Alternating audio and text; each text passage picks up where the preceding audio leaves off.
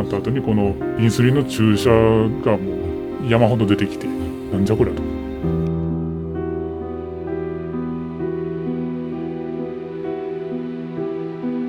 お父様は施設っていうことですけど、彼なんやったらおかんに言えよって、いや死んどる、死んだ言うたやんたら、ああそうか死んだのかいな、そんな感じでさ忘れてしまう。床板がもう完全に腐ってる状態なんですよ。もうちょっと頼ってほしかったなっていうのが。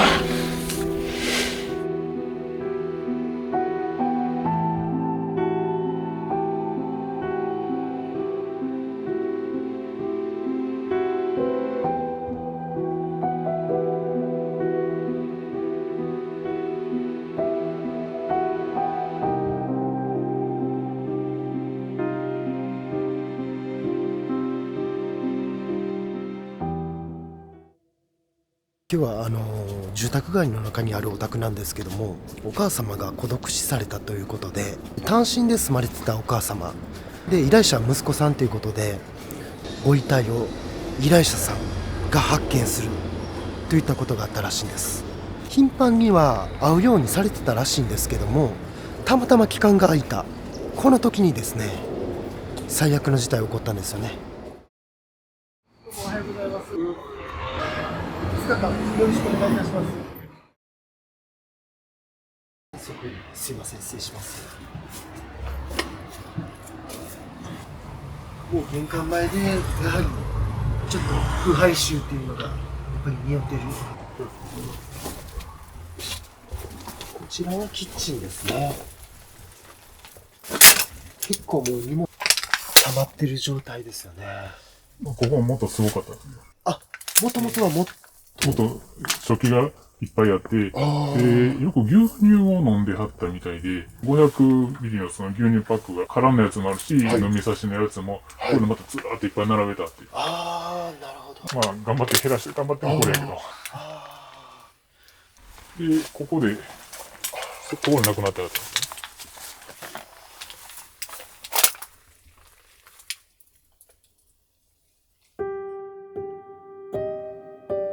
27日、10月の10月27日日曜日に、おばが母と連絡が取れないと。で、おばがこの28日に見に来たんですよね。自宅の浴室が使えない母は、入浴のために週に一度、おばの家を訪れていた。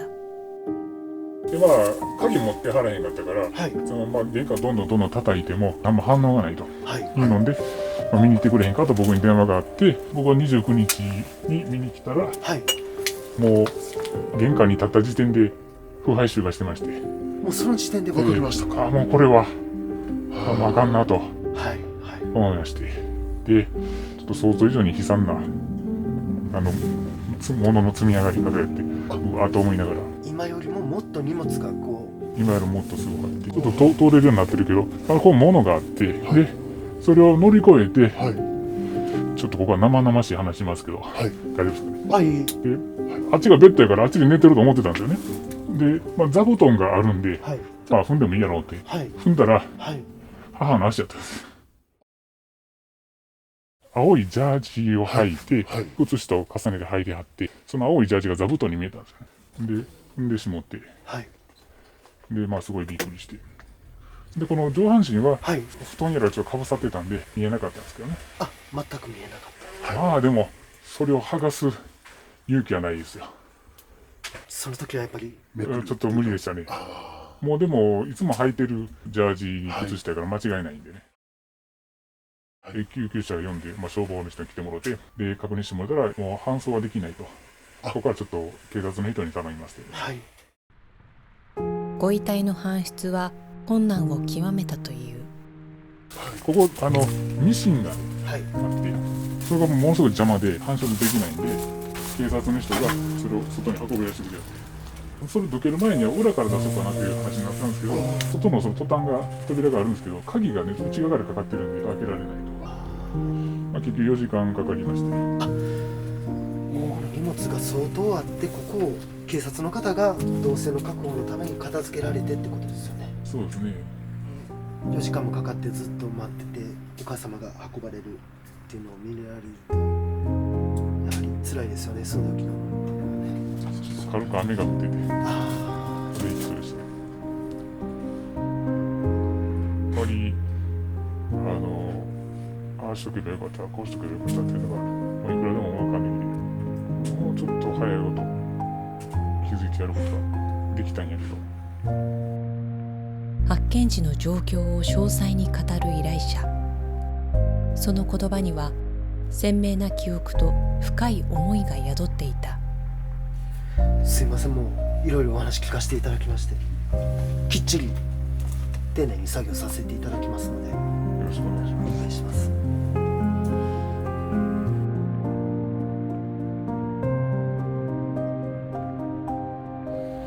これはもうストレッチャーの後ですか。やっぱここちょっと斜めになってるから安定して奥にはどうしたらいいかなとかに警察の人もいろいろ調整して動かしてあったんで、このような跡がついてる。で大きいビニール袋に包んで運んできてくれて、黒い袋に包んで、警察の色だけすごいで母の遺体をすごい丁寧に扱ってくれって、ありがたいな、ありがたいなと思います。あんなひどい状態で嫌な顔一つせずすごい頑張ってくれて、もうほんますごい感謝してます。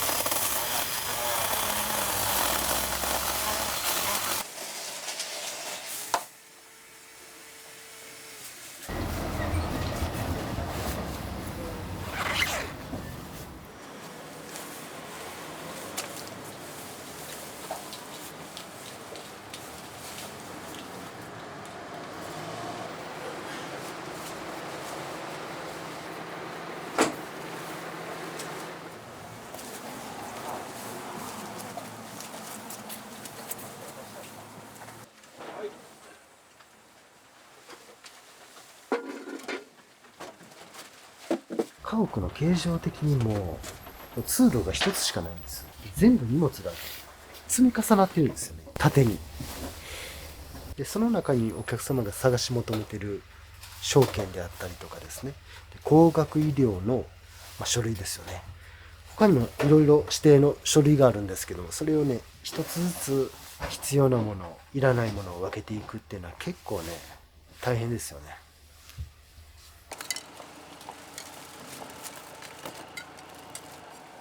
これがね、母のお気に入りやった下の子の小さい時の写真で、これベストショットやった。これちょっと探しとったんですけど出てきてよかった。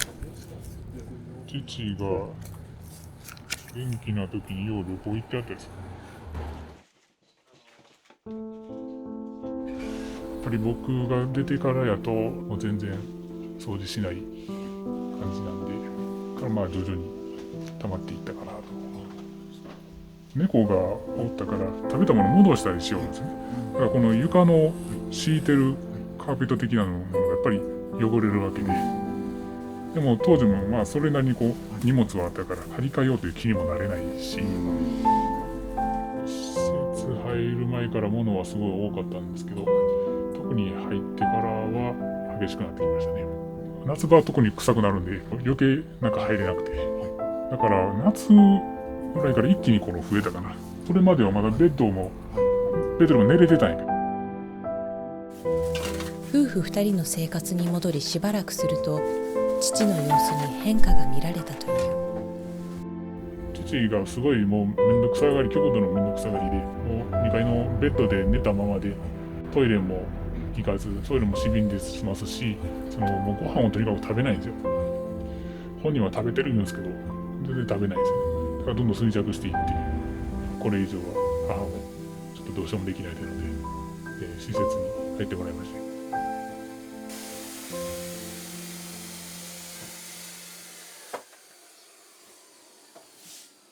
もうスペースがないんで、ここでお休みになられてたんですけど、そのままお亡くなりになられて、腐敗して体液が浸透している状況なんです。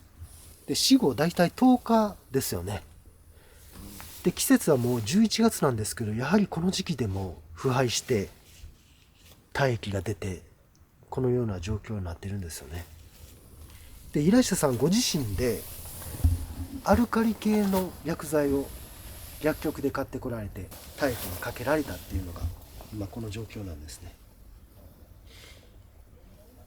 氏は死んだとおっしゃってましたけども、やはり匂いは全く取れてないですし、当然このままの状況になっているので、荷物を一つずつ片付けるとともにここきれいに特殊清掃させていただきたいと思います。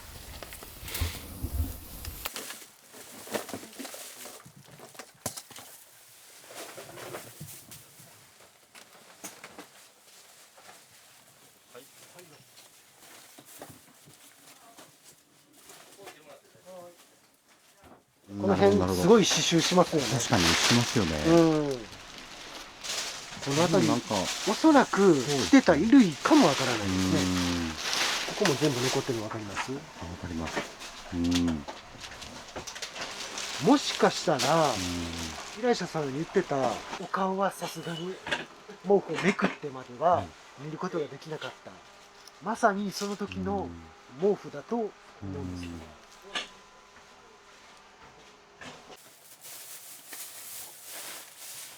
なんか刺繍ってすごいなんか中に残るみたいで、帰ってから嫁はんがその大根の味噌汁を出してくれたんですけど、めっちゃ刺繍に似てるんですよ。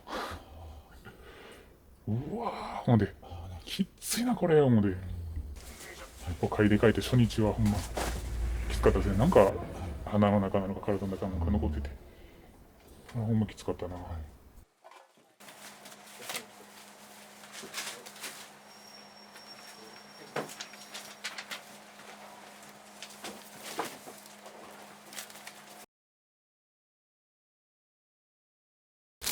糖尿病やったんですよね。血管が詰まったみたいで、心臓の血がいかなくなって亡くなったという。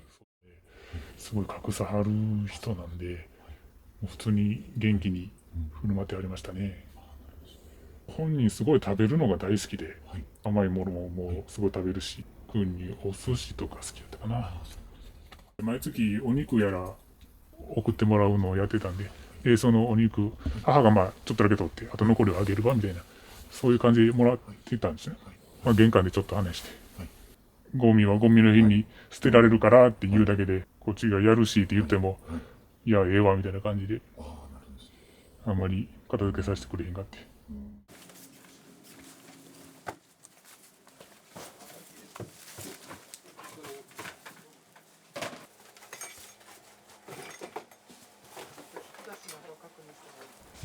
糖尿で病院にかかってるなんて全く知らなかったですね。亡くなった後にこのインスリンの注射がもう山ほど出てきて、なんじゃこりゃと。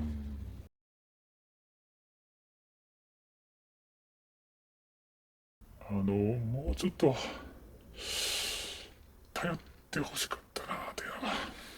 僕もあんまり察するのが得意な人間じゃないんで、ピンチなんやったらね、言ってくれたらよかったのになと。もう言ってよということばかりですね。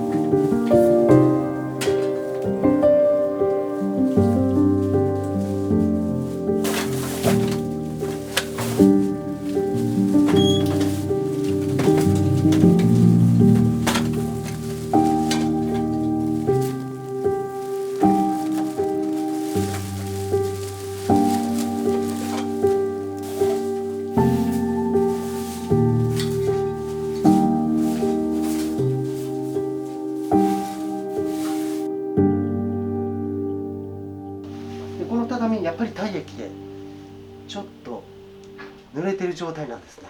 畳を今上げたんですけども、下までには浸透してないんです。で今回はもう畳の撤去ということで作業させていただきます。で明日は2階の方に行かせていただきますので、引き続きよろしくお願いします。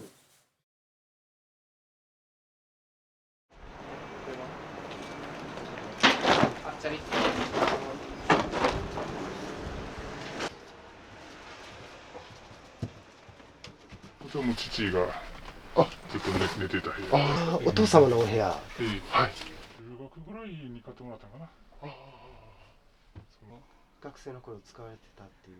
使ってた。一応言ったんですけど、ちょっとボケてきてるんで、記憶ができないのかもしれない。だから、あんまり分かってないかもしれない。おお、死んだんかとは言うんですけど、彼なんやったらおかんに言えよって、いや、死んどる。死んだ言うたやん。ああ、そうか、死んだんかみたいな。そんな感じで、そう忘れてしまう。こちらの部屋はもともとは姉の部屋ですね。お姉様のお部屋。えもうこのお部屋は物置としてちょっと使われてたような感じですよね。そうですね。1階と2階の雰囲気が全く違うので、足があんまり良くないんで、階段の方も嫌なんですよ。だからもう階段のとこに荷物を置いて、もう2階はもうほぼほぼ上がらなかった状態ですよね。そうですね。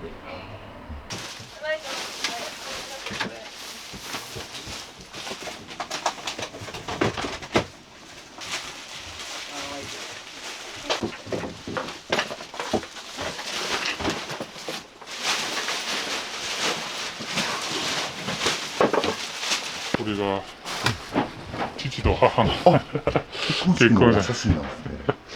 こんな綺麗に残ってるなんて思います。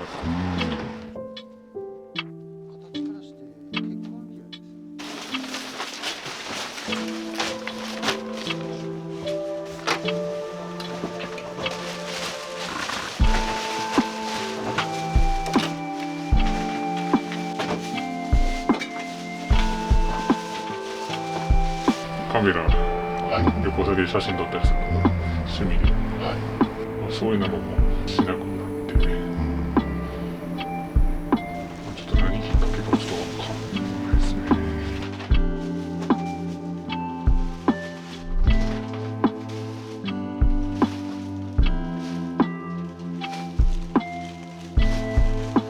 世話焼くのが好きなんで、うどん作ってあげたりとか、海外の世話をしてたという感じですけど、父としては鬱陶しがってたみたいな感じですかね。と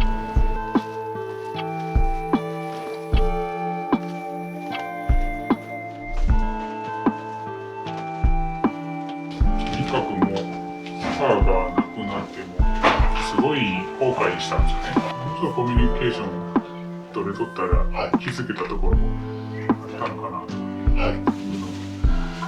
こうやって動画を撮ってもらって、多くの人に見てもらって、誰か一人でも、ちょっとたまにはおかんとちょっと見に行ってみようかなと思ってくれたらいいなという、そういう思いで。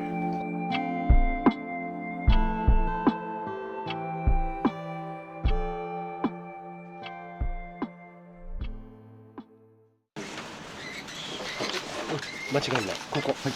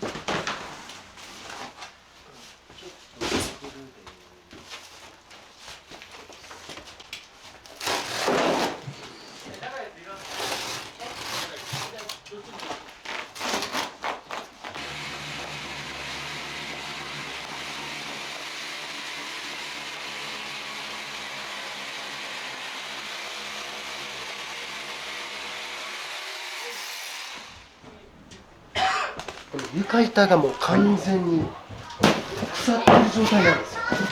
もうすごいですね。この状態ですよ。はい。当然危ないので、はい。もう板撤去していきますね。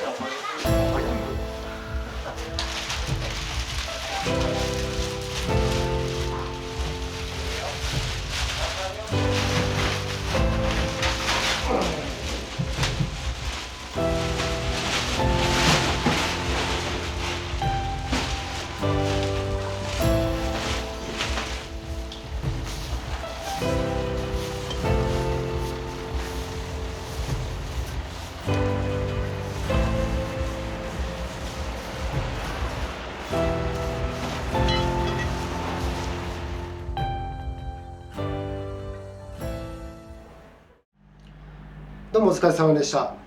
作業の方無事完了いたしました。で、個人様がお亡くなりになったお部屋特殊清掃させていただきまして、あと各部屋の大量の家財品ですね、全て分別仕分けさせていただきました。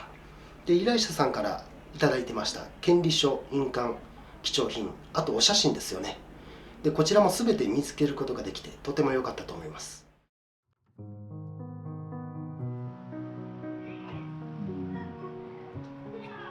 まあ、こうやって一つの世代が終わっていくのかなと。これは去る命もあれ、これから生まれてくる命もあるんやなと、なんかしみじみと思ったりしたんで、また新しい世代が本としてまた生活していかんのかなと、未来に目を向けていくような、そんな気持ちにはなってますね。依頼者さんがおっしゃられてた一つの世代が終わって新しい世代が始まる、まさにその通りなんですよね。その言葉を聞いた瞬間、私胸がグッときたんです。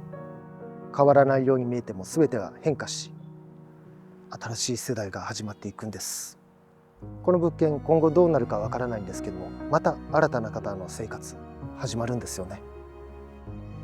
ご高齢の方と一緒にお住まいの方、またはご高齢のご両親がいる方、いろいろあると思うんですけども、限られたお時間大切にしてください。